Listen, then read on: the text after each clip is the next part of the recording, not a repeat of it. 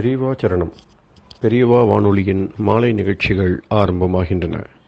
இன்றைய எமது நிகழ்ச்சிகள் நித்திய குரு பாதுகா பூஜா, ஸ்ரீ ரா கணபதி அவர்கள் எழுதிய புத்தகத்தின் ஒளிவடிவம், ஆன்மீக உரை, மகா பெரியவா மகிமை, உபன்யாசம். பெரியவா சரணம்.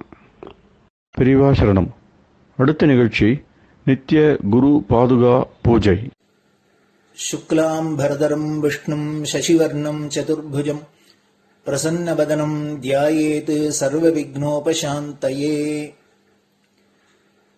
ममोपात्त समस्त दुरितक्षयद्वारा श्री परमेश्वर प्रीत्यर्थं गुरुप्रसाद सिद्ध्यर्थं गुरुप्रीत्यर्थं गुरुपादपूजाम् अद्य करिष्ये। गुरुर्ब्रह्मा गुरुर्विष्णुर्गुरुर्देवो महेश्वरः गुरुः साक्षात् परब्रह्म तस्मै श्रीगुरवे नमः। अपारकरुणासिन्धुं ज्ञानदं शान्तरूपिणं श्रीचन्द्रशेखरगुरुं प्रणमामि मुदान्वहम्।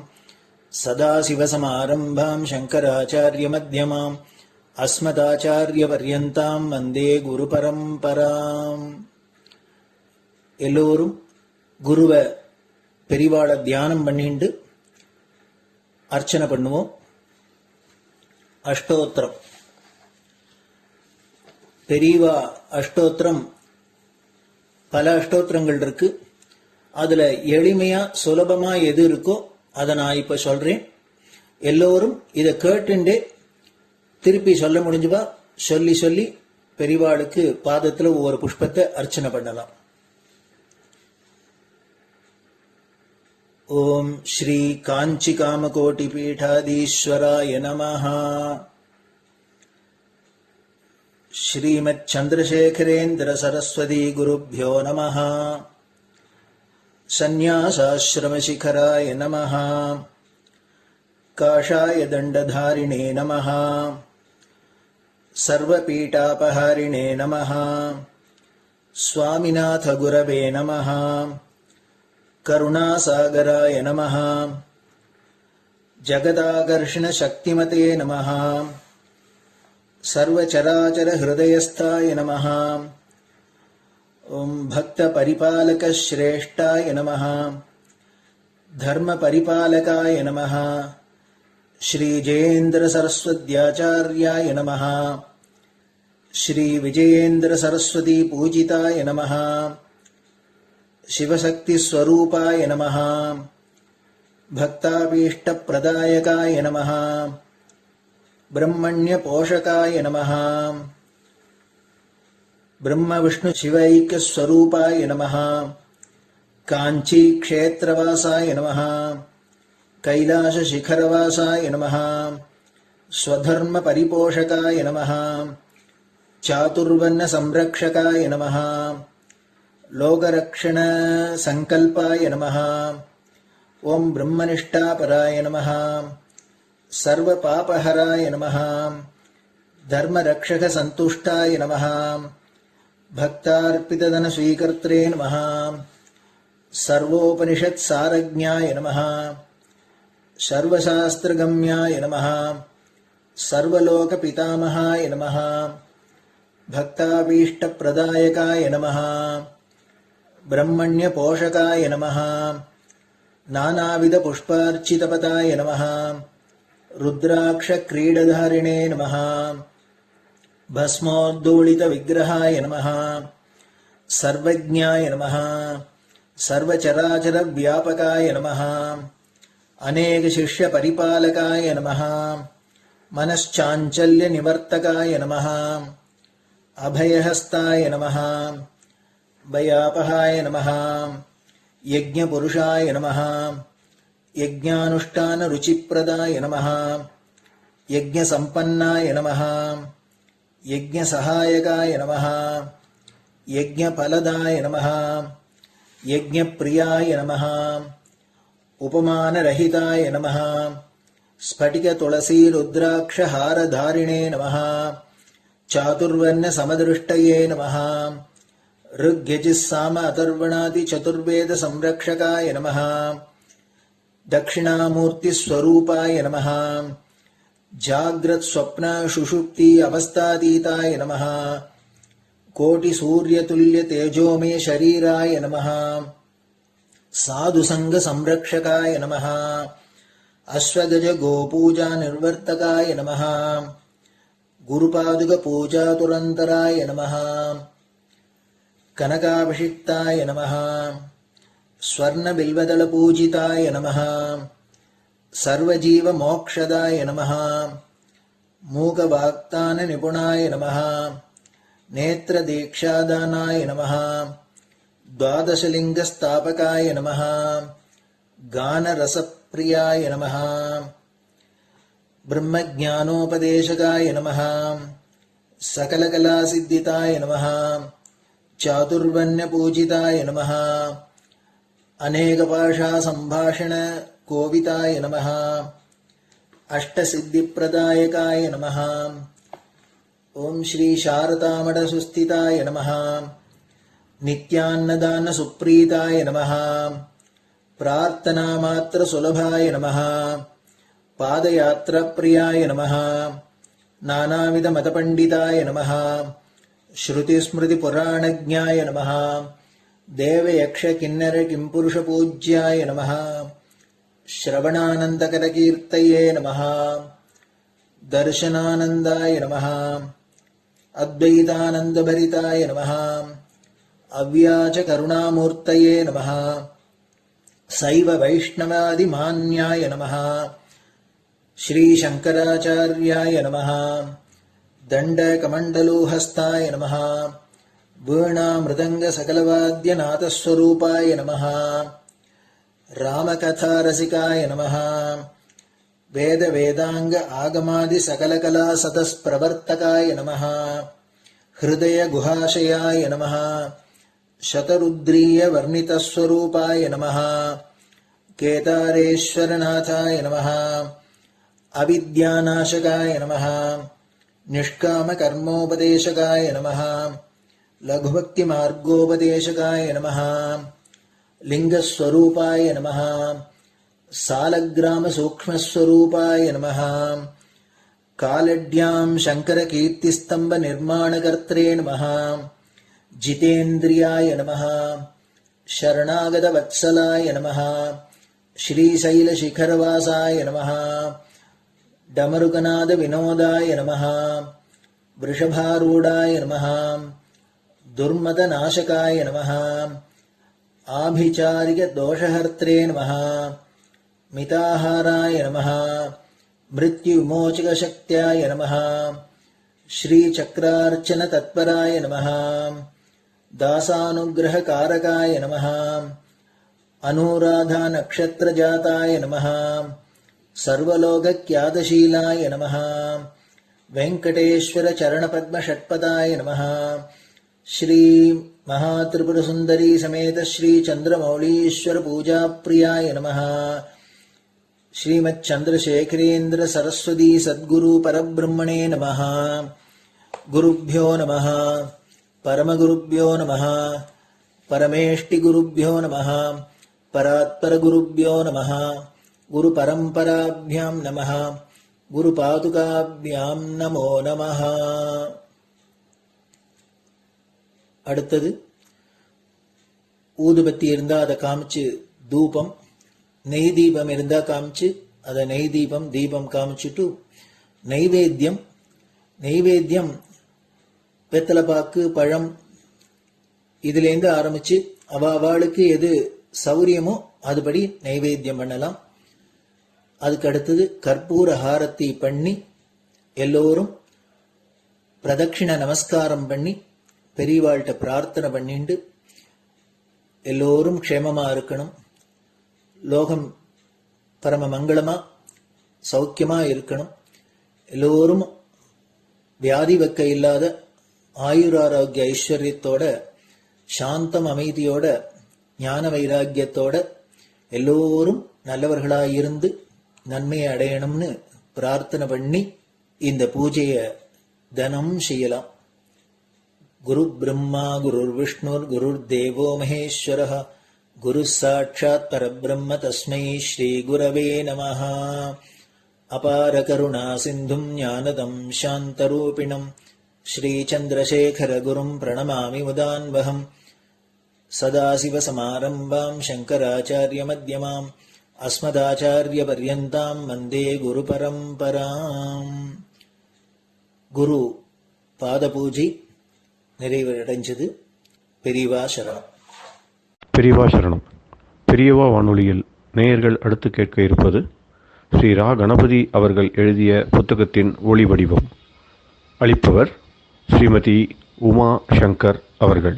தேனினும் இனிய சொல்லான் தீச்சுடர் மேனி கொண்டான் ஊனுயிர்க்கு உயிரதான ஒன்றினைக் கலந்து நின்றான் ஏனினிக் கவலை நெஞ்சே இன்றுனக் அருள் செய்தான் இஞ்ஞானவான் காமகோட்டி நாதனை நம்புவோமே. ஜெய ஜெய சங்கர, ஹரஹர சங்கர. மகாபெரிவாளின் உபன்யாசங்களை ரா கணபதி அண்ணா தெய்வத்தின் குரல் என்ற பெயரில் 7 பாகங்களாக தொகுத்து நமக்கு அளித்ததின் முதல் பாகத்தின் அடுத்த பகுதி, மூர்த்தி வழிபாடும் முற்றிய ஞானமும். இதோ எனக்கு முன்னால் வாழைப்பழச் சீப்பு வைத்திருக்கிறது. இதை பார், இது மஞ்சளாக இருக்கிறது என்று நான் சொன்னால் இது மஞ்சளாகத்தான் இருக்கிறது என்று காண்கிறீர்கள். அதற்கு மேல் மனசில் அதை பற்றி எந்த பிரதி சிந்தனையும், ரியாக்ஷன் எழுவதில்லை. மாறாக இதே வாழைப்பழத்தை காட்டி இதோ பார், இது சிவப்பாக இருக்கிறது என்று நான் சொல்லி இருந்தால் உடனே உங்கள் மனசில் ஓர் ஆட்சேப உணர்ச்சி எழுந்திருக்கும். இது மஞ்சள் என்றோ சிவப்பு என்றோ நான் சொல்லாமல் இந்த வாழைப்பழம் சிவப்பாக இருப்பதாக நினைத்துக் கொள்ளுங்கள் என்று சொன்னால் அப்போது உங்கள் மனசில் ஒரு விதமான பிரதி உணர்ச்சி உண்டாகிறது. மஞ்சள் பழத்தையே சிவப்பாக இருப்பது போல் உங்கள் மனசில் கற்பனை செய்து பார்க்கிறீர்கள். மனசை ஒருமுகப்படுத்தினால் அப்படி பாவிக்கவும் முடிகிறது.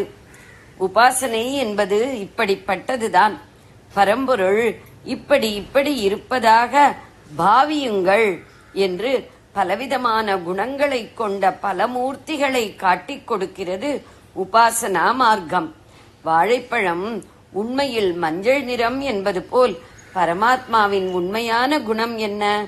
அது குணம் கடந்தது என்பதே. பரமாத்மா எல்லா குணமும் கடந்த வஸ்து என்று சொல்லிவிட்டால் அப்புறம் ஜனங்களின் மனசு அதில் மேற்கொண்டு நிற்பதற்கு இடமே இல்லை. இது நமக்கு புரிபடாத வஸ்து என்று விட்டுவிடுவார்கள். வாழைப்பழத்தை சிவப்பு என்று சொன்னதை மனசு ஆட்சேபிப்பது போல் ஒரு சிலையை காட்டி இதுதான் பரமாத்மா என்றாலும் அதை எவராலும் ஏற்க முடியாது. இது ஒரு கல் பொம்மை அல்லவா, இது எப்படி உலகத்தை நடத்துகிற பரமாத்மா சக்தியாகும் என்று தோன்றும். ஆனால் ஒரு சிலையை காட்டி இதை பரமாத்மா என்று பாவியுங்கள் என்றால் அப்படி பாவிக்க முடிவதாக தோன்றும். வாழைப்பழத்தை சிவப்பாக கற்பனை செய்வது போல். ஆனால் சிவப்பு என்றால் என்னவென்று மனசுக்கு தெரிவது போல் பரமாத்ம லட்சணம் தெரியாதே. அதனால் விக்கிரகத்தை ஏதோ பெரிய வஸ்து என்று சிறிது எண்ணி பார்க்கலாமே தவிர அதிலேயே ஆழ ஊன்றி நிற்க முடியாது.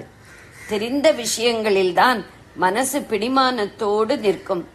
எனவே ஒரே காருண்யமும் சௌந்தர்யமும் வழிகிற மாதிரி ஸ்திரீ ரூபத்தில் விக்கிரகம் செய்து இதில் பரமாத்மா தயாராக வந்திருக்கிறார் என்று பாவனை பண்ணு என்றால் மனசு அதை நன்றாக கிரகித்துக் கொண்டு அப்படியே ஆழ்ந்து ஈடுபட முடிகிறது. குணமற்ற பரமாத்ம வஸ்துவிலிருந்துதான் அனந்த கல்யாண குணங்களும் வந்திருக்கின்றன. ரூபமற்ற பரமாத்மாவிடமிருந்துதான் சகல உருவங்களும் தோன்றியிருக்கின்றன. அந்தந்த குணத்துக்கு அனுகூலமான ரூபம், முத்திரை, ஆயுதம் முதலியவற்றோடு திவ்ய மூர்த்திகளை காட்டினால் அவற்றில் மனசு ஈடுபடுகிறது. புரியாத பரமாத்ம தத்துவத்தை நமக்கு புரிகிற விதத்தில் உபாசிக்க முடிகிறது. சகலமும் ஆன பரமாத்மா நாம் அவரை எந்த ரூபத்தில் உபாசித்தாலும் அந்த ரூபத்தின் மூலம் அருள் புரிகிறார். படிப்படியாக நம் மனநிலையை உயர்த்துகிறார். கடைசியில் மனசே இல்லாத மனசை கடந்த நிலை உண்டாகிறது. மனசு கடந்த அந்த நிலையிலேயே குணமும் ரூபமும் கடந்த பரமாத்மாவை உள்ளபடி அனுபவிக்க முடிகிறது. ஆரம்பத்தில் நமக்கு பலவித மனோவிகாரங்கள் இருக்கும்போது பரமாத்மா எல்லாம் கடந்தவர் என்றால் அதில் பிடிப்பு கொள்ள முடியவில்லை. ரூபத்தில் குணத்தில் அவரை உபாசித்தால் அது முற்றிய நிலையில் எல்லாவற்றுக்கும் அதீதமான பரமாத்மாவை உள்ளபடியே அனுபவிக்க முடிகிறது. மஞ்சள் பழத்தை மஞ்சளாகவே பார்க்கிற போது மேற்கொண்டு மனசுக்கு வேலை இல்லாதது போல் பரமாத்மாவை பரமாத்மாவாகவே பார்க்கிற போது மனசுக்கு வேலை இல்லாமல் போகிறது.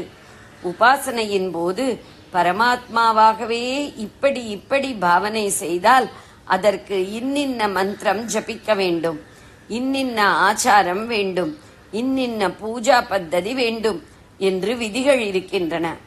பாவனை போய் அவரை உள்ளவாறு அறிகிற போது எந்த விதியும் இல்லை, செயலும் இல்லை. சரீரம் மனசு இவற்றின் காரியமாகிற உபாசனை இப்போதுதான் அனுபவமாகிற ஞானம் என்பதாக பழுத்து விடுகிறது. இந்த ஞானம் நமக்கு ஆரம்பத்திலேயே வந்துவிட்டதாக பாவனை செய்துவிடக்கூடாது.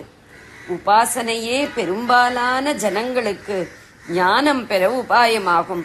திவ்ய மூர்த்திகள் நாமாக செய்கிற கல்பிதமான பாவனை மட்டுமல்ல, பரமாத்மாவே மகான்களுக்கும் ரிஷிகளுக்கும் இந்த ரூபங்கள், மந்திரங்கள், விதிகள் எல்லாவற்றையும் அனுகிரகித்திருக்கிறார். பரமாத்மா வாஸ்தவமாகவே இப்படிப்பட்ட மூர்த்திகளாகி அவற்றை அடைகிற மந்திர யந்திர தந்திரங்களாகவும் ஆகியிருக்கிறார். எனவே உபாசனை முறையை நம்பிக்கையுடன் ஸ்ரத்தையுடன் பின்பற்றினால் நிச்சயம் ஞானத்துக்கு வழி உண்டாகும்.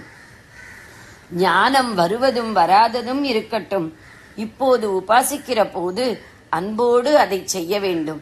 இந்த அன்பே பக்தியே நமக்கு பெரிய நிறைவை தரும். அதனால் பகவானின் எல்லையில்லாத அன்பையும் அனுபவிப்போம். அதுவே பெரிய ஆனந்தம். இதற்கப்புறம் அவர் இஷ்டப்பட்டு அத்வைத ஞானம் தரட்டும், தராமல் தான் இருக்கட்டும். அதை பற்றி இப்போது கவலைப்பட வேண்டாம். நாம் செய்யக்கூடியது பக்தி ஒன்றுதான். இதற்கு பிரதியாக பெறக்கூடிய பகவத் அனுகிரக ஆனந்தமே நமக்கு போதும். ஜெய ஜெய சங்கர, ஹரஹர சங்கர. பெரியவா சரணம். இந்நிகழ்ச்சியின் அடுத்த பகுதி நாளை மாலை இதே நேரத்தில் ஒளிபரப்பாகும். பெரியவா சரணம். பெரியவா சரணம். பெரியவா வானொலியில் நேயர்கள் அடுத்து கேட்க இருப்பது திரு கவிக்கண்ணன் அவர்களின் ஆன்மீக உரை. பெரியவா சரணம். ராம் ராம். ஸ்ரீ குருப்யோ நம. ஜெய ஜெய சங்கர, ஹர ஹர சங்கர. பெரியவா வானொலி நேயர்கள் அனைவருக்கும், மகா பெரியவாவுடைய பக்தர்கள் அனைவருக்கும் அடியேன் கவிக்கண்ணனின் அன்பு கலந்த நல்வாழ்த்துக்கள். அடுத்த பாடல் 45வது பாடல். கரவாகிய கல்வி உளார் கடை சென்று இரவா வகை மெய்ப்பொருள் ஈகுவையோ குரவா குமரா குலிசாயுத குஞ்சரவா சிவயோக தயாபரணி சிவயோக தயாபரணி. கரவாகிய கல்வி உளார் கடை சென்று இரவாவகை மெய்ப்பொருள் ஈகுவையோ குரவா குமரா குலிசாயுத குஞ்சரவா சிவயோக தயாபரணி. சிவ யோக தயாபரணன், சிவ யோக தயாபரணன் பிரிச்சுக்கலாம். சிவன மங்களமானவனே, யோக தயாபரணன் யோக சுரூபனாக இருக்கக்கூடியவனே, தயாபரணன் தயை உடையவனே, கருணை உடையவனே. குஞ்சரவா அப்படின்னு சொன்னா,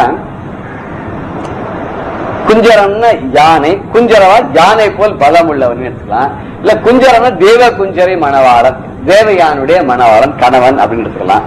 குமரான இளமையானவன், என்றென்றும் இளைஞனாக இருக்கக்கூடியவன், இல்ல பாவங்களை எல்லாம் போக்கக்கூடியவன் அப்படின்னு அர்த்தம் எடுத்துக்கலாம்.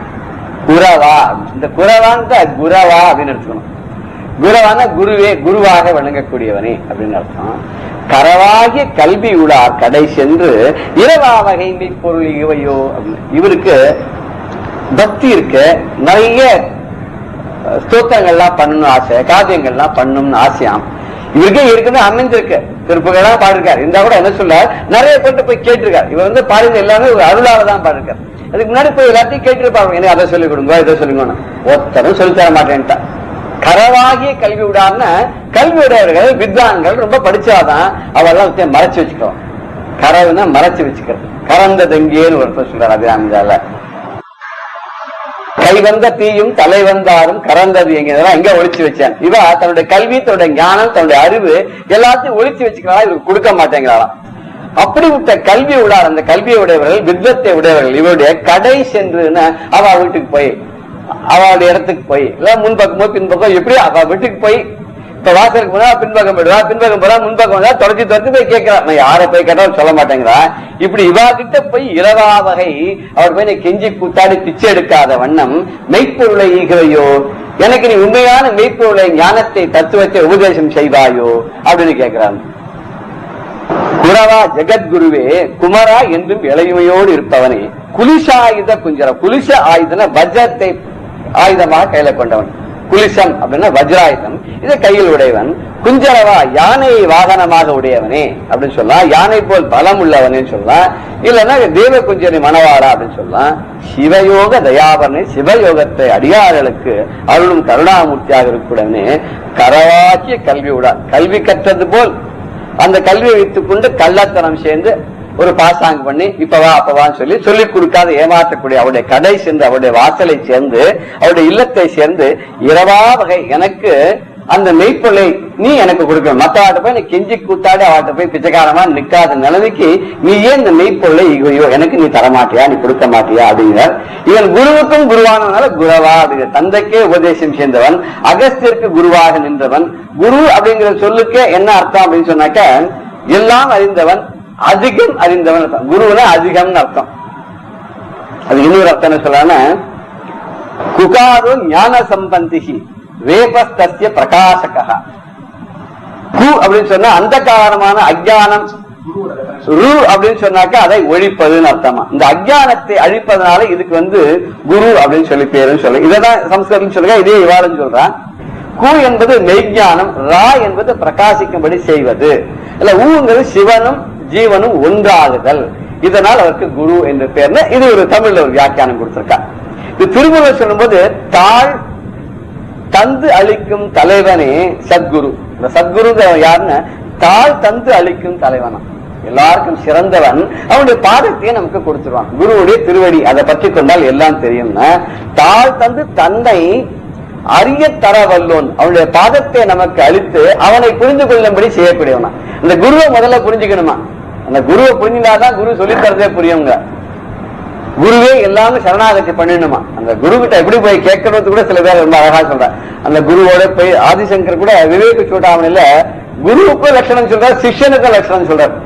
அந்த குருவுக்கு சேவகம் பண்ணி குருவோட எப்போ சதாசிவ காலம் இருந்துட்டு, குரு நல்ல ஒரு விசாந்தியா இருக்கும் போது அவர் டென்ஷன்லாம் இல்லாத போய் அவர்கிட்ட கத்துக்கணும். அவர் சொல்றத, அவரை தொந்தரவு பண்ணாத, அவர் சொல்றத புரிஞ்சுட்டு அவருடைய பக்தியோட அன்போட கத்துக்கணுங்கிற. இப்படி தாழ் தந்து தத்துவாதித்தத்து சார்ஜீவன், தாழ் தந்து பாசம் தளிக்கும் அவன் சத்தியன். அவனுடைய பாதத்தாலேயே எல்லாத்தையுமே கொடுத்துடுறான், தத்துவத்தை எல்லாம் நமக்கு அறிவிக்கிறான். அந்த குருவுடைய திருவடியை போய் நம்ம சேர்ந்துட்டு எல்லாமே கிடைச்சுடுது என்றார். குருட்டினை நீக்கும் குருவினை கொள்ளார். அந்த உலகத்தை மாந்தர் எப்படி இருந்தாரு திருமலர் சொல்லும் போது, குருட்டினை நீக்கும் குருவினை கொள்ளார். குருடுன்னு இங்க அஜ்ஞானம் அர்த்தம். குருடுன்னு கண்மூடித்தனமா நடந்துக்கிறது, அஜ்ஞானத்தினால இருட்டினால் நடந்துக்கிறதுன்னு. குருட்டினை நீக்கும் குருவினை கொள்ளார், குருட்டினை நீக்கா குருவினை கொள்வார். இந்த அஜ்ஞானத்தை நீக்காத குரு இருக்காரு, அவர்கிட்ட போய் சேருவார். இந்த குருங்கிறது இப்பெல்லாம் எப்படின்னு தெரிய மாட்டேங்க, யார் குருன்னே புரிய மாட்டேங்கிறது. எல்லாரும் குருஜி அப்படின்னு போட்டுக்கா, அது இங்க ஒரு சாரி இருக்காரு. அது எப்படி குருன்னு தெரியாது, என்ன சொல்லிக்கிறாங்க. திடீர்னு பார்த்தா ஒரு நாள் ஒருத்தர் புதுசு புதுசா வந்துட்டு இருக்கா. இவெல்லாம் எப்படின்னு கேட்டான்னு, இவா நம்முடைய அஜ்ஞானத்தை போக்க மாட்டா, இவா பின்னாடிதான் போயிட்டு இருப்பா. இல்லான்னு என்ன ஆகும்னு, இந்த அஜ்ஞானி ஒரு அஜ்ஞானியை போய் சேர்றான், இவனுக்கும் ஒண்ணும் தெரியாது, இருட்டுல இருக்கான். அது சொல்லிக் கொடுக்கக்கூடிய குருவுக்கும் ஒண்ணும் தெரியாது. இந்த குருடும் குருடும் கூட்டாட்டம் ஆடின இந்த ரெண்டு பேரும் சேர்ந்து கூத்தடிச்சுன்னு என்ன பண்ணுவாராம், குருடும் குருடும் குழி விழுந்தது வேணும். ரெண்டு போய் பால் நரக குழிக்க அழுந்தும் கைவதம்மோடு என்ன கூட்டினீங்கன்னு கேட்ட மாதிரி ஒரு நரக குழியில ரெண்டு பேரும் சேர்ந்து போயிடுவா. குருவை செலக்ட் பண்ணது போயிடுவா. ரொம்ப ரொம்ப ஜாக்கிரதையாக குருவை நம்ம செலக்ட் பண்ணோம் அப்படிங்கிறார். இதே அர்த்தத்துல சொல்லும் போது வள்ளலார் பாடல்ல முருகா என நின்று ஏத்தாத மூலரிடம் போய் மயங்கி முன்னும் மடவா முலை முகத்தின் முயங்கி அலைந்தேனே நினை மறந்தேனே. நான் என்ன பண்ணிட்டேன் தெரியுமா, கண்ட கண்ட ஆள்கிட்ட எல்லாம் போய் காலில் விழுந்து எனக்கு அது வேணும் இது வேணும் இந்த மூடர்கள்ட்ட எல்லாம் போய் நின்றுட்டேன். ஒன்னும் புரியாது வந்துட்டேன் நானு.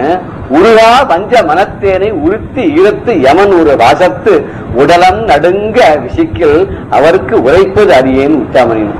இந்த மாதிரி பாவத்தையே. பெரியவா சரணம். இந்நிகழ்ச்சியின் அடுத்த பகுதி நாளை மாலை இதே நேரத்தில் ஒளிபரப்பாகும். பெரியவா சரணம். பெரியவா சரணம். அடுத்த நிகழ்ச்சி மகா பெரியவா மகிமை உபன்யாசம். வழங்குபவர் பிரம்மஸ்ரீ கணேச சர்மா அவர்கள். நம்ம சனாதன இந்து மதத்தில் காசி யாத்திரையை ரொம்ப முக்கியமாக சொல்லியிருக்கு. மனுஷனா பிறந்த ஒவ்வொருத்தரும் லைஃப்பில் ஒரு டைமானும் ஒரு தரமானும் காசிக்கு யாத்திரை பண்ணணும், கங்கையில் ஸ்நானம் பண்ணணும் அப்படிங்கிறது ஒரு விதியாக சொல்லப்பட்டிருக்கு. இன்னி வரைக்கும் அந்த சம்பிரதாயத்தை நாம் எல்லோரும் ஃபாலோ பண்ணிட்டு வரோம். இந்த சம்பிரதாயத்தை ஒட்டி காஞ்சி மகாபெரிவாளும் காசி யாத்திரை பண்ணினா. இந்த காஞ்சி மகாபெரிவா பண்ணின காசி யாத்திரைங்கிறது ரொம்ப அமானுஷ்யமானது. 21 வருஷம் பண்ணினார். 1919 வருஷத்திலேருந்து 1939 வருஷம் வரைக்கும் 21 வருஷம் காசி யாத்திரை பண்ணினார். 21 வருஷம் ஒருத்தர் காசி யாத்திரை பண்ணினா அப்படிங்கிறது அநேகமா ரெக்கார்டில் ஹிஸ்டரியில பெரியவா ஒருத்தராக தான் இருக்கணும். எதுக்காக ஏன் அவ்வளவு நாள் ஆச்சு அப்படின்னா, இந்த காசி யாத்திரைங்கிற வியாஜியத்தை வச்சுண்டு நமது பாரத தேசத்துல எவ்வளவு புராதனமான கோவில்லாம் இருக்கு, புண்ணிய நதிகள் இருக்கு, தீர்த்தங்கள் இருக்கு, அதெல்லாம் ஸ்நானம் பண்ணிட்டு அந்த க்ஷேத்திரம்லாம் தரிசனம் பண்ணிட்டு அங்கங்க எத்தனை கோடிக்கணக்கான ஜனங்கள் அத்தனை பேருக்கும் தரிசனம் கொடுத்துண்டு அவளுக்கெல்லாம் அனுகிரகம் பண்ணிட்டு இவர் காசி யாத்திரை பண்ணினதுனால 21 வருஷம் ஆச்சு. பெரியவாள்கிட்ட இன்னொரு விசேஷம் என்ன அப்படின்னா, அந்த வேத சாஸ்திர தர்ம நெறிய காப்பாத்துறதுக்கே அவர் அவதாரம் பண்ணியிருந்ததுனால அவர் எந்த ஒரு காரியம் பண்ணினாலும் அதை சாஸ்திர பிரமாணத்தோடு தான் பண்ணுவார். சுவாமி கீதையிலே அதான் சொல்றார், சாஸ்திர பிரமாணத்தை வச்சுக்கோ அப்படின்னு. தஸ்மாத் சாஸ்திரம் பிரமாணம் தே காரிய விவஸ்திதோ அப்படின்னு சொல்லப்படுறது. ஏன் இப்படி சாஸ்திரத்தை பிரமாணமா வச்சுக்கணும் அப்படின்னா, நம்ம மனுஷாலா இருக்கிற எல்லோருக்கும் ராகத்வேஷம் இருக்கு, விருப்பு வெறுப்பு இருக்கு, பிடிச்சது பிடிக்காது அப்படி எல்லாம் இருக்கிறதுனால நம்மளோட அபிப்பிராயப்படி ஒரு காரியம் பண்றது அப்படின்னாக்க நமக்கு பிடிச்சதெல்லாம் பண்ணுவோம், பிடிக்காத பண்ண மாட்டோம். நமக்கு பிடிச்சிருக்கும், அடுத்த வாளுக்கு அது பிடிச்சிருக்கணும், அடுத்த வாளுக்கு ஒரு ஹிதமா இருக்கணும். நாம எப்பொழுதுமே ஒரு சுயநலம்னு ஒண்ணு நமக்கு இருக்கிறதுனால நமக்கு எது நல்லதா இருக்கோ, நமக்கு எது சௌரியமா இருக்குமோ இதைத்தான் பண்ணுவோம், நமக்கு எது பிடிக்குமோ இதைத்தான் பண்றோம். ஆனா அப்படி மட்டும் இருந்தா போறாது. ஒரு சமுதாயத்துல பல பேர் சேர்ந்து இருக்கிறதே நாம பண்ற காரியத்தினால அடுத்த வாளுக்கும் ஒரு இடைஞ்சல் இருக்கக்கூடாது, அடுத்த வாளுக்கும் மேல அசௌரியம் இருக்கக்கூடாது, நமக்கும் சௌரியமா இருக்கணும், லாபமா இருக்கணும், அடுத்த வாளுக்கும் அசௌரியம் இல்லாத இருக்கணும். அப்படி இருக்கிறதுக்காக தான் சாஸ்திரம் நமக்கு ஒரு வழியை சொல்லி கொடுக்கறது. இப்படி இப்படி பண்ணணும், இதை பண்ணக்கூடாது அப்படின்லாம் சொல்றது. அதனால்தான் சாஸ்திரத்தை பிரமாணமா வச்சுக்கிறது அப்படிங்கிறது. அந்த சாஸ்திர பிரமாணப்படித்தான் பெரியவா ஒவ்வொரு காரியத்தையும் பண்ணியிருந்தா. அவ சரித்திரத்தில் எடுத்து பார்த்தேன்னா அவளோட ஒவ்வொரு அசவும் எல்லாத்துக்குமே சாஸ்திர பிரமாணத்தோடு தான் இருக்கும். அதே மாதிரிதான் இந்த காசி யாத்திரையும் நமது சனாதன தர்மத்துல எப்படி சாஸ்திரம் சொல்லியிருக்கோ அந்த விதிப்படி தான் காசி யாத்திரை பண்ணினா. அந்த பெரியவா பண்ணின அந்த காசி யாத்திரை விதி படி பண்ணினா அப்படின்னு சொன்னோம். அந்த காசி யாத்திரை விதி என்னங்கிறதையும் நாம கொஞ்சம் தெரிஞ்சுக்கணும் இல்லையோ, அதுவும் அவசியமாச்சே. ஏன்னா அவர் மட்டும் பண்ணினா போருமா, அவர் எதுக்காக பண்ணினார்? நாமெல்லாம் அதை திருப்பி ஃபாலோ பண்ணணும் அப்படிங்கிறதுக்காக தானே அவர் பண்ணி காமிச்சார் ஒவ்வொரு காரியங்களையும். அதனால நாமும் அதை எப்படி ஃபாலோ பண்ணணும், காசி யாத்திரை பண்ணினா எப்படி பண்ணணும் அப்படின்னு ஏதோ எக்ஸ்கர்ஷன் போறாப்புல டூர் போறாப்புல போயிட்டு வருது இல்லை. இதெல்லாம் ஒரு புனித யாத்திரை, தீர்த்த யாத்திரை அப்படிங்கிறது என்ன விதியில பண்ணணும், அதுவும் முக்கியமான இந்த கங்கா ஸ்நான காசி யாத்திரையை எப்படி பண்ணணும் அப்படிங்கிறத நாம தெரிஞ்சுக்கலாம். யாத்திரை பண்ணணும் அப்படின்னு ஆசைப்படுறவா தம்பதிகளா சேர்ந்துண்டு முதல்ல சங்கல்பம் பண்ணிட்டு விக்னேஸ்வர பூஜையை பண்ணி அனுக்ஞை அப்படின்னு சொல்லக்கூடிய வேத வித்துக்களை கூப்பிட்டு அவளோட உத்தரவு வாங்கிக்கிறது. நமது சனாதன மதத்துல எந்த ஒரு காரியம் பண்ணணும்னாலும், எந்த ஒரு கர்மாவை ஆரம்பிக்கணும்னாலும் அனுக்ஞை அப்படின்னு ஒண்ணு பண்ற வழக்கம். இந்த அனுக்ஞைனா ஒண்ணுமில்ல, வேத வித்துக்கள்கிட்ட உத்தரவு வாங்கிக்கிறது. நான் இந்த காரியத்தை பண்ண போறேன், இதுக்கு உண்டான பலனை உத்தேசிச்சு இந்த காரியத்தை பண்றேன், இது எங்களுக்கு நல்லபடியா காரியம் நடக்கணும், பலன் கிடைக்கணும், அதனால நீங்களாம் எல்லாரும் அதுக்கு உத்தரவு கொடுக்கணும் அப்படின்னு. ஏன் நாம பண்ற காரியத்துக்கு அடுத்தவா உத்தரவு பண்ணணும் அப்படின்னு. இங்கேயும் நமக்கு ஒரு பெரிய உபகாரம் பண்றது சாஸ்திரம். எதுக்கு அடுத்தவாள்கிட்ட உத்தரவு வாங்கணும்? நாம பண்ற காரியத்துக்கு இன்னொருத்தட்ட எதுக்கு உத்தரவு அப்படின்னா, அங்கேயும் நமக்கு ஒரு சாஸ்திரம் உபகாரம் பண்ணி தருது. நான் பண்றேன் என்னால தான் முடியும் அப்படிங்கிற நமக்கு ஒரு அகம்பாவம் தலை தூக்காத இருக்கிறதுக்கு யாரோ ஒருத்தர் உத்தரவு பண்ணி அதுக்காக நாம பண்றோம், யாரோ ஈஸ்வரன் ஒருத்தர் இருந்து அதுக்கு பலனை கொடுக்கிறார் அப்படிங்கிற அந்த பாவம் வரத்துனால நம்மளோட அந்த அகம்பாவம்ங்கிறது தானே குறையறதுக்கு ஹேதுவா இருக்கு. அதனால்தான் கர்மானுஷ்டானத்தை நமக்கு சித்த சுத்திக்கு அப்படின்னு தானே சாஸ்திரங்கள் சொல்றது. அதனால அந்த கர்மாவே நமக்கு ஒரு சித்த சுத்தியை கொடுக்கறதுக்கு பதிலா அதை அசுத்தமாக்கி கொடுத்தோம்னா அப்புறம் கர்மாவோட பிரயோஜனமே விபரீதமா போயிடும். அது வராத இருக்கிறதுக்கு தான் நீங்க இப்படி எல்லாம் ஒரு ஏற்பாடு நமது சனாதன மதத்துல பண்ணப்பட்டிருக்கு. அதுபடி முதல்ல இந்த காசி யாத்திரை பண்றதுக்கு வேத வித்துக்கள்கிட்டேந்து உத்தரவு வாங்கிக்கிறது, அது அனுக்ஞை அப்படின்னு சொல்றோம். அதை முடிச்சுண்டு நாம முதல்ல கிளம்பி போக வேண்டிய இடம் ராமேஸ்வரம். அந்த ராமேஸ்வரம் போறதுக்கு முன்னால உப்பூர் அப்படின்னு ஒரு ஊர் இருக்கு ராமேஸ்வரத்துக்கு பக்கத்துல. அது மகாகணபதி க்ஷேத்திரம். அங்கதான் ராமாவதார காலத்துல சமுத்திரத்துக்கு அணைகட்டி லங்கைக்கு போய் ராவணனை சம்ஹாரம் பண்ணி சீதையை மீட்கணும் அப்படிங்கிற ஒரு பெரிய காரியம் பண்ண வேண்டியது இருந்ததுனால ராமர் அங்க முதல்ல மகாகணபதியை பிரதிஷ்டை பண்ணி பிரார்த்தனை பண்ணார். எந்த ஒரு காரியம் தொடங்கி அது தடங்கல் இல்லாத நிறைவேறணும் அப்படின்னா அதுக்கு கணபதியான விநாயகரை வழிபடுறது அப்படிங்கிற ஒரு சம்பிரதாயப்படி ராமரும் இந்த ராவண சம்ஹாரம் சீதையை மீட்கிறதெல்லாம் நிர்விக்னமா நடக்கணும் அப்படிங்கிற பிரார்த்தனையில மகாகணபதியை பூஜை பண்ணினர். அந்த மகாகணபதியை பிரதிஷ்டை பண்ணினர். அதுதான் உப்பூர்ல கணபதியா இருக்கு. சாதாரண மனுஷா பிரதிஷ்டை பண்ண மகாகணபதியை காட்டிலும் இந்த ராமர் கையாலேயே பிரதிஷ்டை பண்ண கணபதியா இருந்தா சாநித்தியம் ஜாஸ்தி அப்படிங்கிறதுனால அந்த உப்பூர்ல மகாகணபதியை தரிசனம் பண்ணிக்கணும். அதுக்கப்புறம் அடுத்தது தேவிப்பட்டணம் அப்படிங்கிற இடம். அந்த தேவிப்பட்டினத்துல போய் நவகிரகங்களை தரிசனம் பண்ணும். நவபாஷாணம் அப்படின்னு சொல்லுவா. ராமர் முதல்ல பிள்ளையார வழிபட்டர், அடுத்தது கிரகப்பிரீதி அப்படின்னு நம்ம பண்ற வழக்கம். காரணம், நவகிரகங்களுக்கு உட்பட்டு மனுஷனோட வாழ்க்கை இருக்கிறதுனால இந்த நவகிரகங்கள்லாம் நமக்கு அனுகூலமா இருக்கணும், ஒரு காரியம் பண்றதே இல்ல எந்த ஒரு தடங்களும் வராத இருக்கணும் அப்படிங்கிற பிரார்த்தனையில கிரகப்பிரீதி பண்ற வழக்கம். அதே மாதிரிதான் ராமரும் பண்ணினர். எப்படி பண்ணினார் அப்படின்னா 9 கல்லை நட்டு அதுல நவகிரகங்களையும் ஆவாகனம் பண்ணி அவர் பிரார்த்தனை பண்ணிட்டார். அதனாலே நவபாஷாணம் அப்படின்னு இன்னமும் இருக்கு. அந்த நவபாஷாணத்துல போய் கிரகங்கள் எல்லாம் வழிபட்டு அவளோட அனுகிரகத்தோட அடுத்தது போக வேண்டியது ராமேஸ்வரம். துவாதச ஜோதிர்லிங்க க்ஷேத்திரத்துல ஒண்ணும் பெரிய உயர்ந்த க்ஷேத்திரம். அந்த ராமேஸ்வரத்துல போய் தனுஷ்கோடி அப்படின்னு இருக்கு. அந்த தனுஷ்கோடியில ஸ்நானம் பண்ணி அங்கேருந்து மண்ணை எடுத்துக்கணும், மிருத்திகையை எடுத்துக்கணும். அதை எடுத்துட்டு ராமேஸ்வரத்துல பண்ண வேண்டிய வைதிக காரியங்கள்லாம் இருக்கு. நம்ம சனாதன மதத்துல எந்த தீர்த்த யாத்திரை போனாலும் எந்த ஸ்நான கட்டத்துக்கு போனாலும் அங்க நம்ம ஸ்நானம் பண்ணிட்டு நமது பிதர்களுக்கெல்லாம் மூதாதையர்களுக்கெல்லாம் வழிபாடுபடுத்துறது, மூதாதையர்கள்லாம் வழிபடுறது அப்படிங்கிற சம்பிரதாயம் இருக்கிறதுனால அதுபடி பிதிர்காரியங்கள்லாம் பண்ணிட்டு எல்லாம் பண்ணணும். அங்க போனாலே அந்த சம்பிரதாயத்தை அதுக்கு உண்டானதெல்லாம் அழகா பண்ணி வைக்கிறவாள்லாம் பண்ணி வச்சிடுவா. அங்க ராமநாத சுவாமி எல்லாம் தரிசனம் பண்ணி இந்த தனுஷ்கோடிக்கு போய் ஸ்நானம் பண்ணி லக்ஷ்மண தீர்த்தம் முதலான தீர்த்தங்கள்லாம் இருக்கு அதெல்லாம் ஸ்நானம் பண்ணி அங்கேருந்து விதிவத்தா மணல் எடுத்துக்கணும். அந்த மணலை லிங்க ஆகாரமா பிடிச்சி வச்சு அதை எடுத்துட்டு வருவா. அங்க முக்கியமா தரிசனம் பண்ண வேண்டியவர் சேது மாதவர் அப்படிங்கிறவர், அவரையும் தரிசனம் பண்ணிக்கணும். இந்த ராமேஸ்வரத்துல எடுத்துன மணலோட நேர போக வேண்டிய இடம் உத்தரப்பிரதேசத்துல உள்ள திரிவேணி சங்கமமான பிரயாகைன்னு சொல்லக்கூடிய க்ஷேத்திரம். இது அலகாபாத் அப்படின்னு சொல்றா.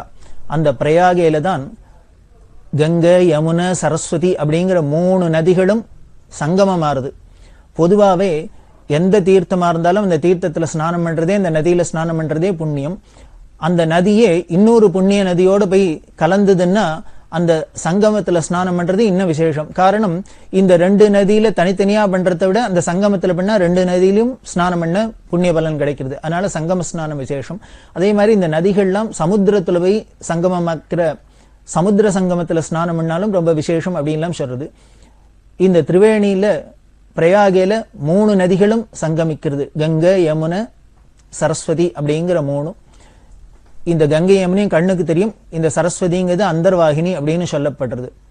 இந்த திரிவேணி சங்கமத்துல கொண்டு போய் இந்த ராமேஸ்வரத்திலேருந்து எடுத்துன்னு வந்த மணலை கொண்டு போய் சேர்த்துட்டு அங்க சங்கம ஸ்நானம்லாம் பண்ணி அங்க வேணிதானம் அப்படிங்கிறது ரொம்ப முக்கியம்.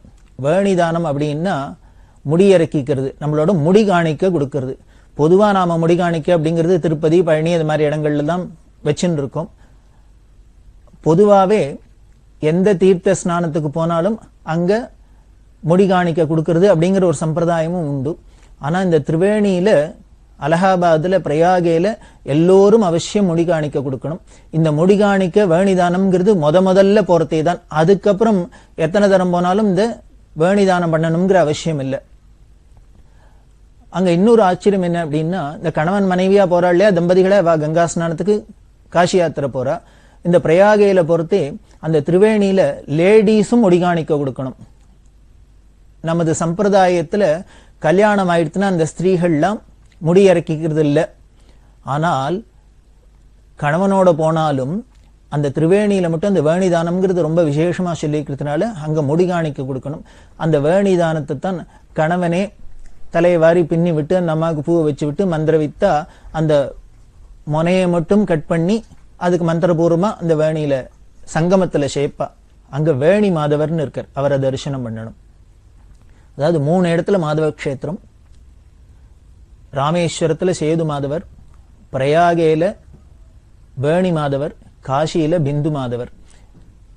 ராமேஸ்வரத்துல சேது மாதவரை தரிசனம் பண்ணிக்கிறோம். அது மாதிரி இந்த பிரயாகேல இந்த வேணி மாதவரை தரிசனம் பண்ணணும். அங்க போய் பண்ண வேண்டிய காரியங்கள்லாம் முடிச்சுட்டு அதுக்கு அடுத்தது போக வேண்டியது வாரணாசி அப்படின்னு சொல்லக்கூடிய காசி, பனாரஸ். அங்க போய் காசியில ஸ்நானம் பண்ணணும், கங்கா ஸ்நானம். இந்த காசியில கங்கையில ஸ்நானம் பண்றதுக்கு பல கட்டங்கள் விசேஷமா சொல்லியிருக்கு. காட் அப்படின்னு சொல்றா அந்த பல இடங்கள்ல போய் ஸ்நானம் பண்ணணும். ஆனாலும் அத்தனையிலையும் பண்ண முடியலனாலும் 5 இடம் ரொம்ப முக்கியமா சொல்லியிருக்கு. பஞ்சகட்ட ஸ்நானம் அப்படின்னு 5 காட்ல அவசியம் ஸ்நானம் பண்ணணும். அந்த 5 காட்லயும் ஸ்நானம் பண்ணி 5 நாளைக்கு ஒவ்வொரு நாளைக்கு ஸ்நானம் பண்ணி அங்க பிதர்களுக்காக காரியங்கள்லாம் செஞ்சு அந்த பிண்டதானத்தை அந்தந்த கட்டத்துல கரைக்கிறது அப்படிங்கறதெல்லாம் ஒரு சம்பிரதாயம். இப்படி பஞ்சகட்ட ஸ்நானம் பண்ணி விஸ்வேஸ்வரர், விஷாலாட்சி, அன்னபூரணி, பிந்து மாதவர் இவாள்லாம் தரிசனம் பண்ணிண்டு காலபைரவர் ரொம்ப முக்கியம். இந்த காசி கயிறு அப்படின்னு சொல்றது இந்த காலபைரவர் சன்னதியில தான் கொடுக்கற அந்த பைரவரோட பிரசாதமா தான். அங்க பார்த்தேன்னா ஒரு மயில் தொகையை வச்சுன்னு அந்த வண்டாலாம் வரவாள்லாம் பைரவரை தரிசனம் பண்ணோன்னு தலையில ஒரு தட்டு தட்டுவா. அது எதுக்காக அப்படின்னா, யாரெல்லாம் இந்த காலபைரவர் சன்னதியில இந்த ஒரு அடி வாங்கிக்கிறாளோ அவளுக்கு யமபயம் கிடையாது அப்படின்னு சாஸ்திரம் சொல்றது. அதுக்காக இந்த அடி வாங்கிட்டோம், அந்த பைரவரை தரிசனம் பண்ணினோம் அப்படிங்கிறதுக்கு அடையாளமா தான் கையில இந்த கருப்பு ரட்சை கட்டிக்கிறது, காசி கயிறு கட்டிக்கிறது. அப்படி அந்த காலபைரவரை தரிசனம் பண்ணிட்டு அங்க சோழி சேர்க்கிற இடம் அப்படின்னு அங்க ஒரு அம்பாள் இருக்கா. அந்த அம்பாள் சன்னதியில சோழியை போட்டுட்டு காணிக்கையா கொடுத்துட்டு அதுக்கப்புறம் நம்ம காசியிலேருந்து திரும்பி கயாங்கிற இடத்துக்கு போகணும். கயாங்கிறது பீகார்ல உள்ள பெரிய க்ஷேத்திரம். அங்க மூர்த்தியே விஷ்ணு பாதம் தான். இந்த கயா அப்படிங்கிறது ஒரு அசுரனோட பேர். கயாசுரன் அப்படின்னு ஒரு அசுரன். அவன் தபஸ் பண்ணி பல வரங்களை அடைஞ்சான். பொதுவாகவே அந்த குணம், அசுர குணம் எல்லா வரங்களையும் அடைஞ்சோன்னு அதுக்குண்டான அந்த துஷ்டத்தனத்தெல்லாம் காமிச்சுன்னு தான் எல்லாருக்கும் ஹிம்சையா இருந்தது. இவன்டேந்து எப்படி தப்பிக்கிறது அப்படின்னு தெரியல. அவன் என்ன வரம் வாங்கிட்டான்னா, உலகத்திலேயே பவித்திரமான இடமா என்னோட சரீரம் இருக்கணும் அப்படிங்கிற இடம் வரம் வாங்கிட்டான். உலகத்திலே பவித்திரமான இடமா என் சரீரம் இருக்கணும் அப்படின்னு வரம் வாங்கிட்டான். எதனால் அப்படி வேண்டான்னா, பவித்திரமான இடத்தை யாரும் அழிக்க மாட்டா. உலகத்திலே பவித்திரமான இடம் அப்படின்னா அதை யாருமே அழிக்கணும்னு ஆசைப்பட மாட்டா, அழிக்க மாட்டா. அதனால தனக்கு எந்த ஆயுதங்களாலையும் யாராலையும் அழிவு வரக்கூடாது, தன்னோட சரீரம் அழியாத இருக்கணும் அப்படிங்கிறதுக்காக இப்படி ஒரு குய்த்தியா ஒரு மரம் வாங்கிட்டான். வரத்தையும் கொடுத்துட்டார் பகவான். ஆனா அந்த அசுர குணம் சும்மா இல்லை. இப்படி ஒரு வரம் வாங்கிட்டதுனால நம்மளை யாரும் அழிக்க முடியாதுங்கிற தைரியத்தினாலே பல ஹிம்சையை பண்ணியிருந்தான். யாராலையும் அழிக்க முடியாதபடிக்கு ஆயிடுத்து. அப்படி இருக்கிறதே எல்லாரும் போய் தேவதைகள்லாம் பிரம்மாட்ட பிரார்த்தனை பண்ண, பிரம்மா விஷ்ணுகிட்ட போய் பிரார்த்தனை பண்ண, விஷ்ணு சொன்னார் அவனை வேற ஒன்றும் பண்ண முடியாது, தந்திரத்தினால்தான் அவனை ஜெயிக்கலாம் அப்படின்ட்டு பிரம்மாவுக்கு ஒரு ஐடியா கொடுத்தார். நீ ஒரு பெரிய யாகம் பண்றேன் அப்படின்னு சொல்லி அவன்கிட்ட போய் கேளு, இந்த யாகத்தை உலகத்திலே பவித்திரமான இடத்துல தான் பண்ணணும்னு ஆசைப்பட்டு பண்ண போறேன் அப்படின்னு சொல்லி அவனை படுத்துக்க சொல்லி அவன் சரீரத்து மேல யாகம் பண்ணு அப்படின்னார். இந்த பிரம்மா போய் பிரார்த்தனை பண்ணினோன்னு கயாசுரனுக்கு ரொம்ப சந்தோஷம். அவன் படுத்துனா அவன் மேல யாகம் பண்ண ஆரம்பிச்சார் உட்கார்ந்து. ஆனா ஒருத்தர் மனுஷா மேல உட்கார்ந்துன்னு அக்னியை மூட்டி யாகம் பண்ணினா அவனை இப்படி ஆட்டுறான் அப்படி ஆட்டுறான், கையாட்டினா காலாட்டினான், இப்படி எல்லாம் இடைஞ்சல் பண்ண என்ன பண்றதுன்னு தெரியல. உடனே விஷ்ணுவை பிரார்த்தனை பண்ண விஷ்ணு வந்தார். விஷ்ணு என்ன பண்ணினா, இந்த யாகம் முடிகிற வரைக்கும் நீ அசையாத இருக்கிறதுக்காக நான் காலை வச்சு அழுத்தி பிடிச்சுக்கிறேன், அந்த யாகம் முடிஞ்சோன்னு நான் காலை எடுத்துடுறேன், அப்புறம் நீ ஏந்திருக்கலாம் அப்படின்னு அவன்கிட்ட சொல்லிட்டு காலை தூக்கி அவன் மேல வச்சார். விஷ்ணு பாதத்தை வச்சு அமித்தினர். அமித்தினவர் இன்னும் காலை எடுக்கவே இல்லை, அப்படியே அழுத்தின்னு இருக்கார். ஏன்னா அவர் காலை எடுத்துட்டானே இவன் பழையபடி ஹிம்சை பண்ண ஆரம்பிச்சிடும். அதனால அந்த கயாசுரனோட சரீரம் தான் அந்த கயாங்கிற க்ஷேத்திரமே. அதனாலதான் அந்த க்ஷேத்திரத்துல விஷ்ணுபாதம்னு அங்க க்ஷேத்திர மூர்த்தியே, அங்க பெரிய கோவில். அந்த கோவில்ல என்னென்ன வேற ஒன்னும் விக்கிரகம்லாம் கிடையாது, விஷ்ணுவோட பாதம் பெரிய தொட்டி மாதிரி இருக்கும், அதுல பெருசா விஷ்ணுபாதம் இருக்கும். காசிக்கு போனவெல்லாம் அந்த ராமர் பாதம் அப்படின்னு சொல்ற அந்த பாதம் வாங்கிட்டு வருவா, அந்த விஷ்ணுபாதம் தான் அதை வாங்கிட்டு வருது அங்க பிரசாதமா. அங்க பல்குனி அப்படிங்கிற நதி, அந்த பல்குனி நதியில ஸ்நானம் பண்ணி இந்த விஷ்ணு பாதத்தை தரிசனம் பண்ணி, அந்த விஷ்ணு பாதத்துல இன்னொன்னு என்ன பண்ணும் அப்படின்னா, நமது மூதாதையர்களுக்கு பிதர்களுக்கெல்லாம் பிண்டதானம் பண்ணணும், ரொம்ப அவசியம். ஏன்னா உலகத்திலேயே பவித்திரமான இடம் அப்படின்னு அந்த கயாசுரன்னா வரம் வாங்கிட்டு இருக்கார். நமது மூதாதையர்களுக்கு பிண்டதானம் எங்க பண்ணணும், உலகத்திலேயே பவித்திரமான இடத்துல கொண்டு போடணும். அதனால அந்த விஷ்ணு பாதத்துல பிண்டதானம். அந்த கயால இன்னொரு முக்கியம் என்ன அப்படின்னா, பொதுவாகவே நாம மூதாதையர்களுக்கெல்லாம் சாத்தம் பண்ணி பிண்டதானம் பண்றதே நமது மூதாதையர்கள் யாரோ, அப்பா தாத்தா கொள்ளு தாத்தா, அம்மா பாட்டி கொள்ளு பாட்டி, இது மாதிரி 3 தலைமுறைகளுக்கு தான் பண்றது. ரொம்ப மாலைபக்ஷம் முதலான காலங்கள்ல காருண்ய பிதர்களுக்குன்னு பல பேருக்கும் சேர்த்து பண்றது. ஆனா இந்த கயால போனா மட்டும் எல்லாருக்கும் பிண்டதானம் பண்ணும். நமக்கு தெரிஞ்சு யாரெல்லாம் மரிச்சிருக்காளோ அத்தனை பேருக்கும் பிண்டதானம் பண்ணும். நமது வம்ச மூதாதையர்களுக்கு தான் இல்லை, நமக்கு தெரிஞ்சவா, ஃப்ரெண்ட்ஸு, இன்னும் சொல்ல போனா நம்ம வீட்டுல வளர்த்திருந்த மாடு ஆடு நாய் இது மாதிரி ஜீவராசிகளுக்கெல்லாம் கூட நினைச்சுட்டு அவளுக்கு அங்க பிண்டதானம் பண்ணணும் அப்படின்னு. உலகத்துல மரிக்கிற ஜீவன்கள் அத்தனையும் அந்த கயால இருக்கிறதா, எப்போ யாரு அவளுக்கு பிண்டதானம் பண்றாளோ அப்பதான் அவ சத்கதி அடையதா சாஸ்திரம் சொல்றதுனால அங்க அத்தனை பேருக்கும் பிண்டதானம் பண்ணணும். அதுலயும் அந்த தாயாருக்கு பண்ற பிண்டதானம் ரொம்ப மனசை உருக்குறாப்புல இருக்கும். அந்த மந்திரார்த்தங்கள்லாம் பார்த்தாக்க சொல்லி சொல்லி அன்னைக்கு ஸ்பெஷலா பிண்டம், இதெல்லாம் அந்த கயால விஷ்ணுபாதத்துல. அதுக்கப்புறம் அங்க அக்ஷயவடம் அப்படின்னு இருக்கு, அதாவது ஆலமரம். இந்த அக்ஷயவடம் 3 இடத்துல வியாபிச்சிருக்கு. அலகாபாத்ல அதோட வேர் இருக்கு, காசியில் அதோட நடுபாகம் இருக்கு, அதோட மேல் பாகம் இந்த கயால இருக்கு. அந்த அக்ஷயவடத்துல போய் பிதர்களுக்கு சாத்தம் பண்ணி அங்க பிண்டதானம் பண்ணணும், பிண்ட பிரதானம் பண்ணணும். பண்ணினாதான் நமது மூதாதையர்கள்லாம் கரையேறா அப்படின்னு சாஸ்திரம் சொல்றது. அதனால அந்த கயால பிதிர்காரியங்கள்லாம் பண்ணணும். இன்னும் சொல்றது, யாருக்கு போய் பிதிர்காரியம் பண்றதுக்கு யோகிதை இருக்கோ அவாதான் கயாக்குள்ளே போலாம் அப்படின்னு சொல்றது. ஒருத்தருக்கு அப்பா அம்மா இருந்தாக்க அவ பிதிர்காரியம் பண்ண முடியாது, அதனால அவ கயாக்குள்ள போகக்கூடாது அப்படின்னு சொல்றது. நாம யாருக்கானும் ஒத்தாசை பண்றதுக்கு வேணா போலாம், நாம மட்டும் தனியா போகக்கூடாது. அப்படி முக்கியமான க்ஷேத்திரம் அந்த கயாங்கிறது. இந்த கயால போய் பிதிர்காரியங்கள்லாம் முடிச்சுண்டு திரும்பி அலகாபாத்துக்கு அங்க தம்பதி பூஜை பண்ணி அங்க இருந்து கங்கையை எடுத்துக்கணும். கங்கைய அலகாபாத்ல தான் எடுத்துக்கணும். ஏன்னா பிரயாகக்கு அப்புறம் சரஸ்வதி இந்த யமுனையோட சேர்ந்துடுறது. கங்கையை மட்டும் எப்பொழுதும் சுத்த கங்கையா தான் உபயோகப்படுத்தணும். அதை இன்னொரு தண்ணியோட எல்லாம் மிக்ஸ் பண்ணக்கூடாது, வேற தண்ணியும் கங்கையோட மிக்ஸ் பண்ணக்கூடாதுன்னு சாஸ்திரம்.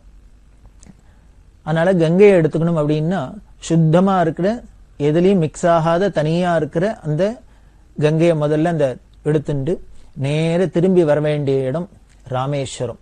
ராமேஸ்வரத்துல ராமநாத சுவாமிக்கு இந்த கங்கையினால அபிஷேகம் பண்ணிவிட்டு அப்புறம் வீட்டுக்கு கங்கா பூஜை பண்ணி சமாராதனை பண்ணினா காசி யாத்திரை பூர்த்தி, கங்கா ஸ்நான பூர்ண பலன் அப்படின்னு சாஸ்திரம் சொல்றது.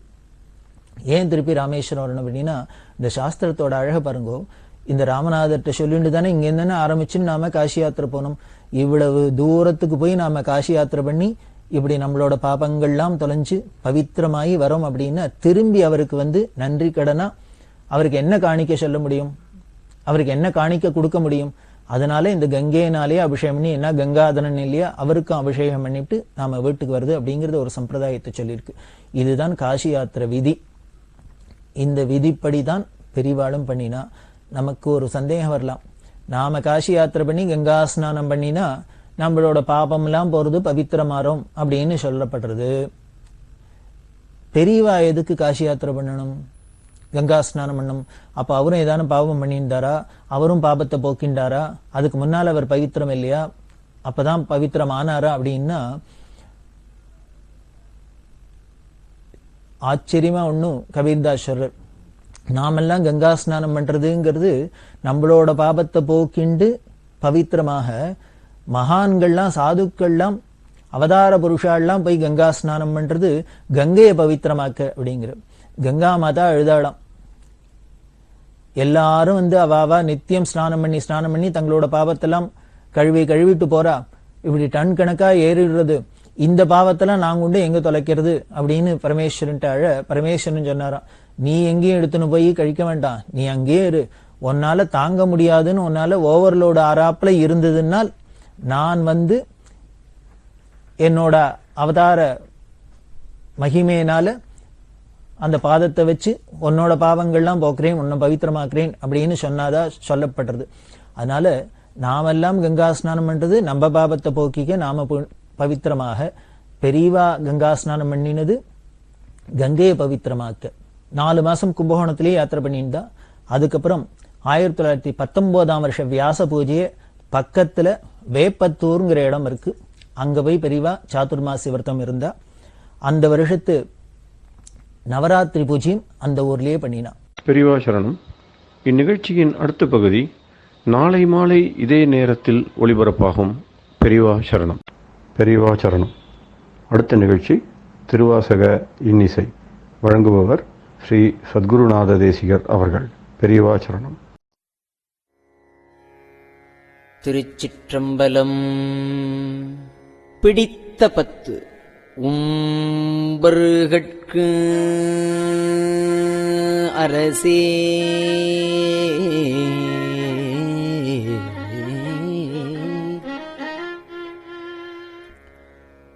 ஒழிவர நிறைந்த யோகமே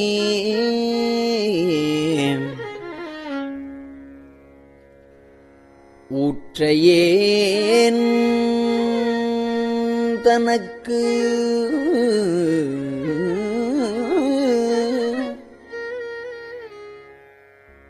வம்பன பழுத்து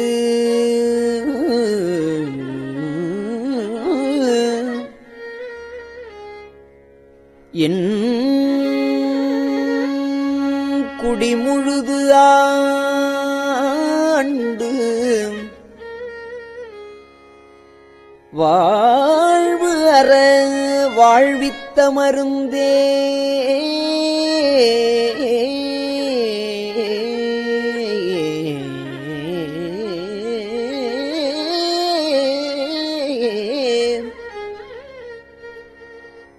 செம்பொருள் துணிவே சீருடைக்கழலே செல்வமே சிவபெருமானே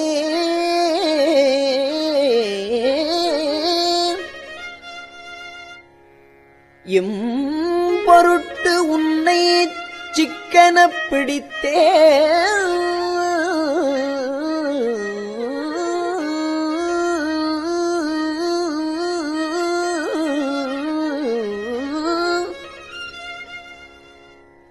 எங்கு அருளுவது இனியே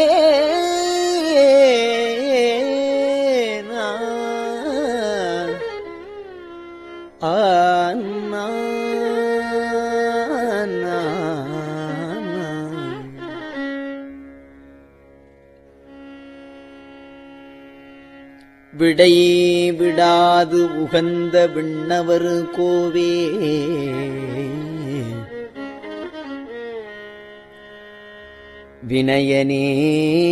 வினயனேனுடைய மெய்ப்பொருளே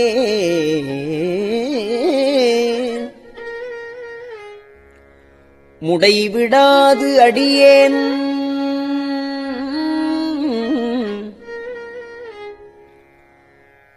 மூத்தர மண்ணாய் முழுப்புழு குரம்பயிற்கிடந்து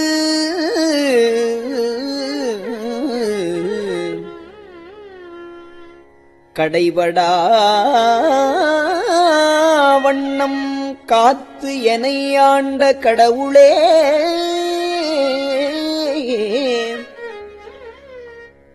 கடவுளே கருணைமா கடலே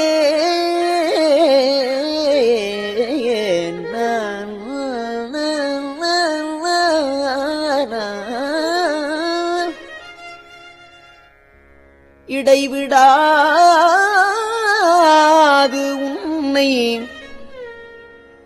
சிக்கன பிடித்தேன் எங்கெழுந்து அருளுவது இனியே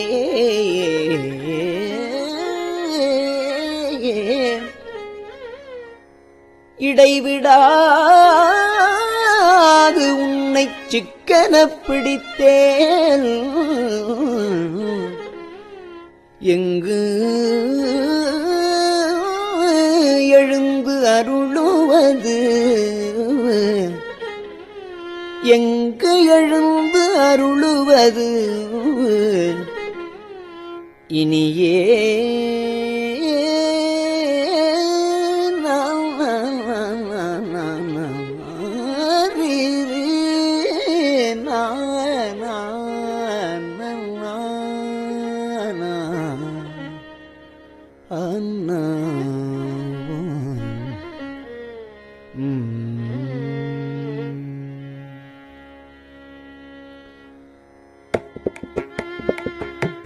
அம்மையே அப்பா ஒப்பிலாமணியே அம்மையே அப்பா ஒப்பிலாமணியே அம்மையே அப்பா ஒப்பிலாமணியே அன்பினில் விளைந்த ஆரமுதே அம்மையே அப்பா ஒப்பிலாமணியே அன்பினில் விளைந்த ஆரமுதே அன்மையே அப்பா ஒப்பிலாமணியே அன்பினில் விளைந்த ஆரமுதே பொய்மையே பெருக்கி பொய்மையே பெருக்கி பொய்மையே பெருக்கி பொழுதினை சுருக்கும் பொய்மையே பெருக்கி பொழுதினை சுருக்கும் புழுத்தலை புலையனேன் தனக்கு செம்மையே ஆய சிவபதம் அளித்த செல்வமே சிவபெருமானே செம்மையே ஆய சிவபதம் அளித்த செல்வமே சிவபெருமானே இம்மையே உன்னை சிக்கன பிடித்தேன்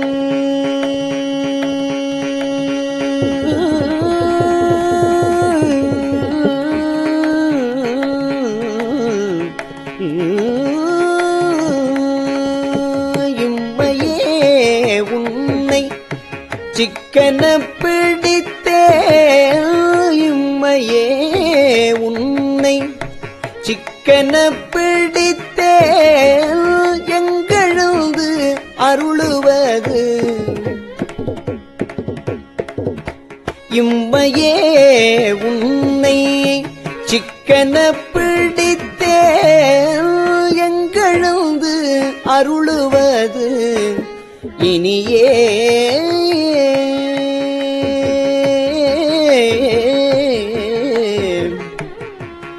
ஆனா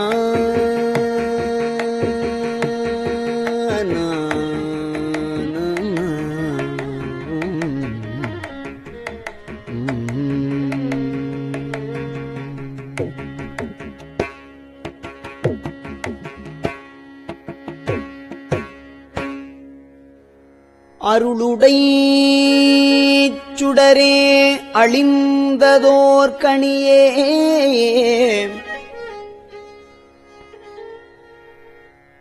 அருளுடை சுடரே அழிந்ததோர் கனியே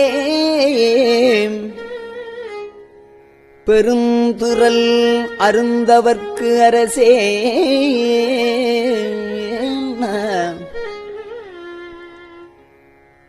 பொருளுடை கலையே புகழ்ச்சியை கடந்த போகமே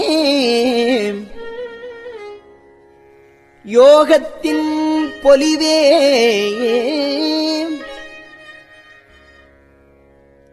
தெருளிடத்து அடியார் சிந்தையுள் புகுந்த செல்வமே சிவபெருமானே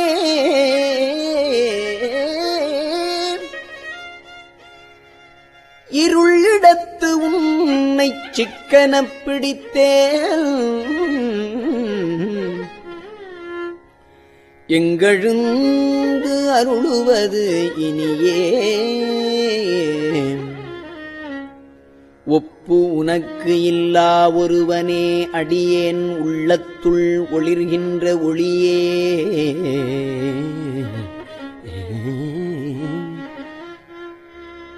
மெய்ப்பதம் அறியா வீரிலியேற்கு விழுமியது அளித்ததோர் அன்பே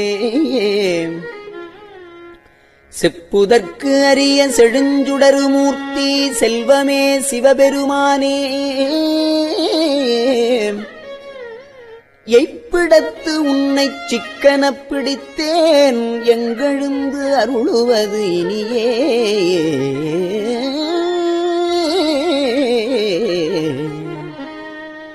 அறவையேன் மனமே கோயிலாக் கொண்டு ஆண்டு அளவிலா ஆனந்தம் அருளி பிறவி வேறறுத்து என் குடிமுழுது ஆண்ட பிஞகா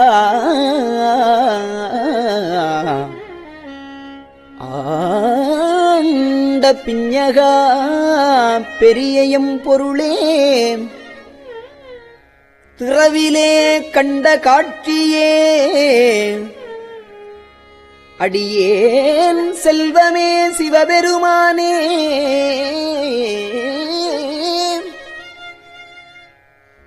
இரவிலே உன்னை சிக்கன பிடித்தேன் எங்கு எழுந்து அருளுவது இனியே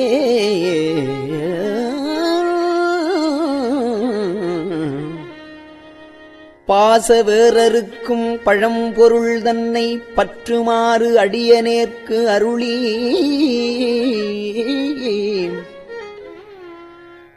பூசனை உகந்து என் சிந்தையுட்புகுந்து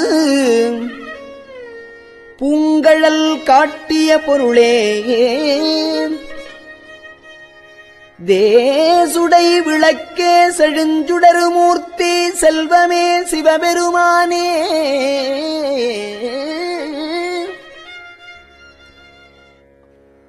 ஈசனே உன்னை சிக்கன பிடித்தேன் எங்கு எழுந்து அருளுவது இனியே அத்தனே அண்டரு அண்டமாய் நின்ற ஆதியே யாதும் ஈரில்லா சித்தனே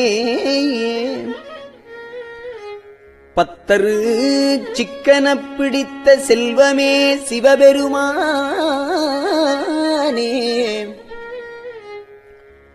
பித்தனே எல்லா உயிருமாய் தழைத்து பிழைத்து அவை அல்லையாய் நிற்கும் எத்தனே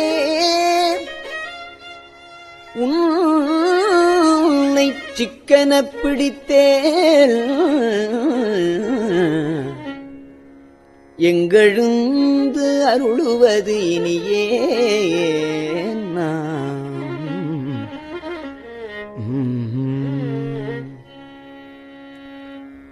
பால் நினைந்து ஊட்டும் தாயினும் சால பரிந்து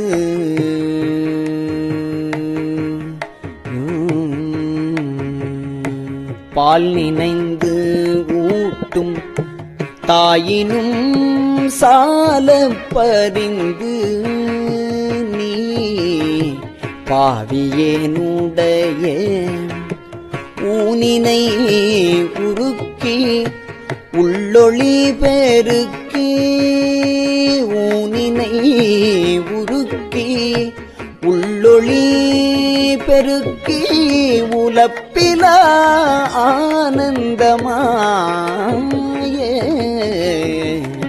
தேனினைச் சொரிந்து புறம் புறம் திரிந்த செல்வமே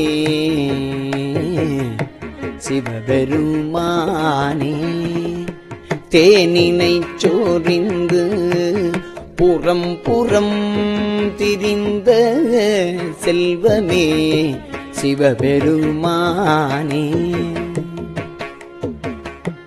யான் உனை தொடர்ந்து சிக்கன பிடித்தேன் யான் உனை தொடர்ந்து சிக்கன பிடித்தேன் எங்கெழுந்து அருளுவது யான் உனை தொடர்ந்து சிக்கன பிடித்தேன் எங்கெழுந்து அருளுவது இனியே எங்கெழுந்து அருளுவது இனியே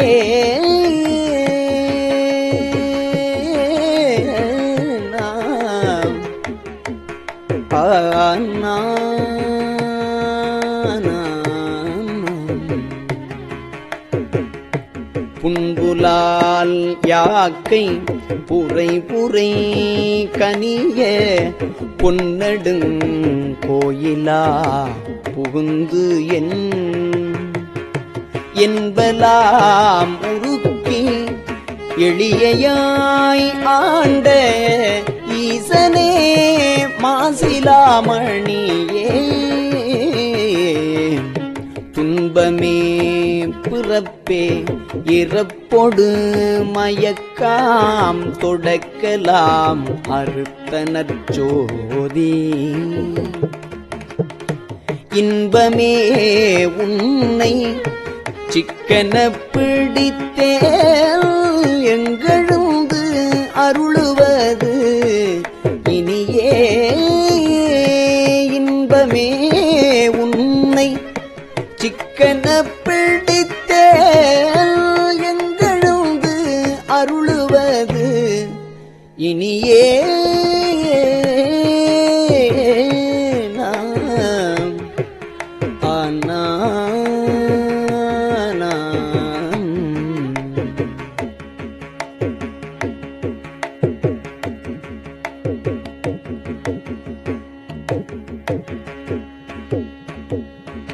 திருச்சிற்றம்பலம்.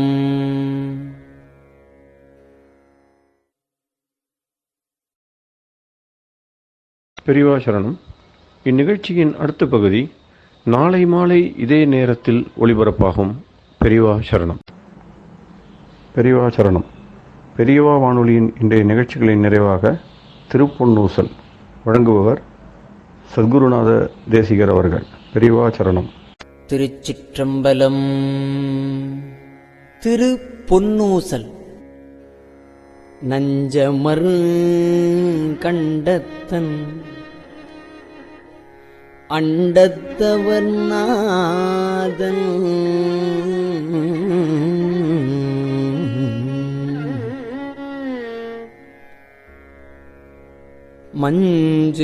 மஞ்சுதோய் மாடமணி உத்தர கோசமங்கை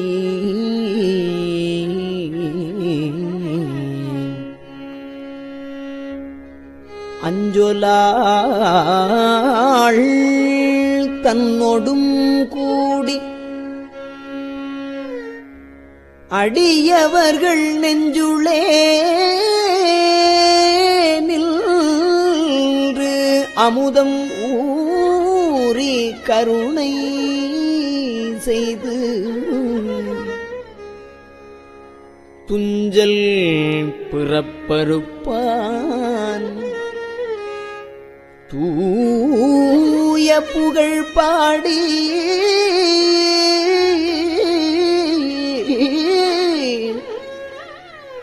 புஞ்சமார்வள் வளையே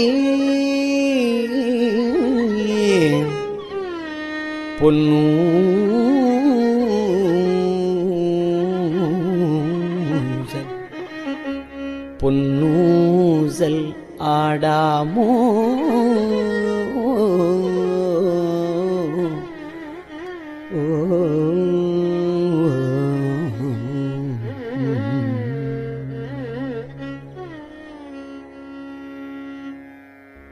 திருச்சிற்றம்பலம்.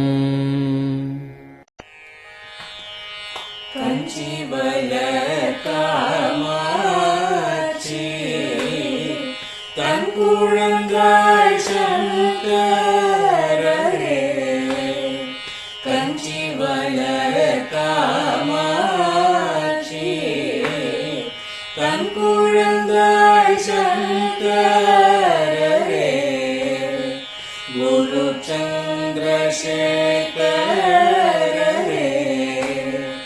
உறங்கிடுவீர்களே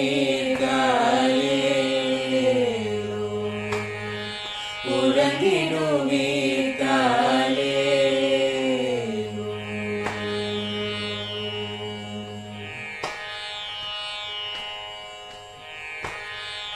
ஆதிகுரு சங்கரராய் அன்றொரு நாள் வந்தவரே அறுபத்து எட்டாகும் ஏகபதி காலே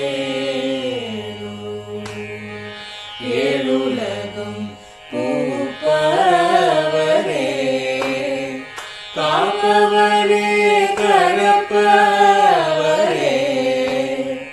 எல்லோர்க்கும் அருள்பவரே உறங்கிடுவீர்களே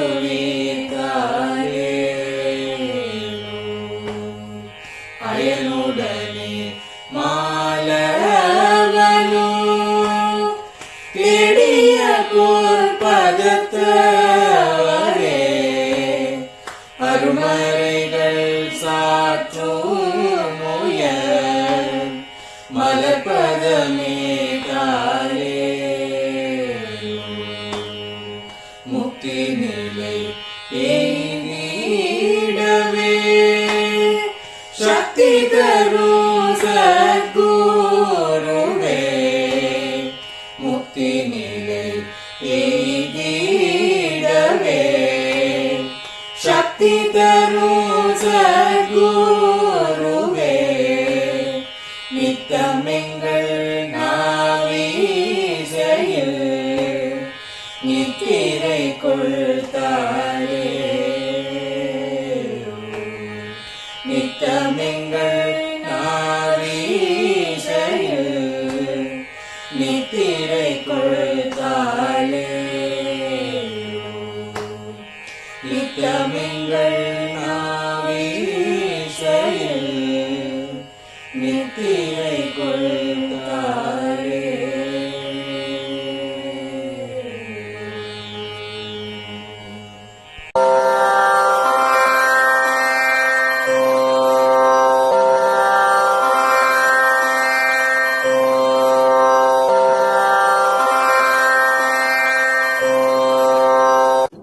பெரியவா சரணம். பெரியவா வானொலியின் மாலை நிகழ்ச்சிகள் இத்துடன் நிறைவடைகின்றன. எமது அடுத்த ஒளிபரப்பு நாளை காலை இந்திய நேரப்படி 6 மணிக்கு துவங்கும். பெரியவா சரணம்.